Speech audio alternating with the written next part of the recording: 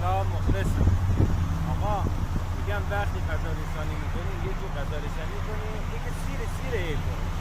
سیره خوشگل من یخ زده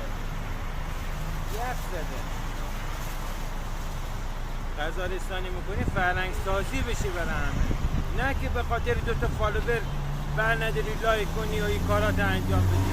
فرهنگ سازی کن. غذا رسانی اون نیستش که آشغال خونت برداری بیاری بریزی بری سگا. فرهنگ رسانی یخ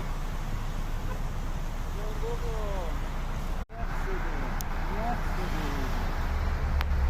چی بابا جانم بکنم چی سگ خوشگلی هم ولش کرده بری تو این ساختمون گرم بشه.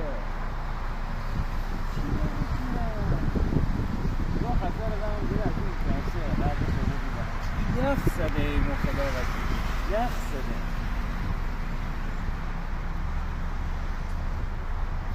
نگاه داره میلرزن ها.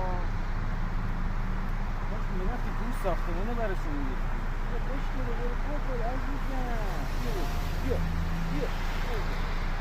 بخور بیا چه سگ خوبی هم هستی. برو دلش میشم نشون میکنم یخ شده چی بابا جانم بکنم چی سگ خوشگلی هم ولش کرده بری تو این ساختمون گرم بشه.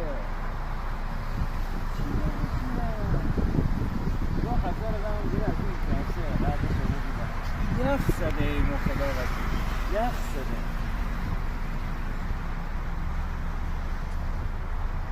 نگاه داره میلرزن ها. وقتی میرفتی تو این ساختمونه براشون میگفتی بیا خوشگله برو بخور عزیزم بیا بخور بیا چه سگ خوبی هم هستی. برو دلش میشم نشون میکنم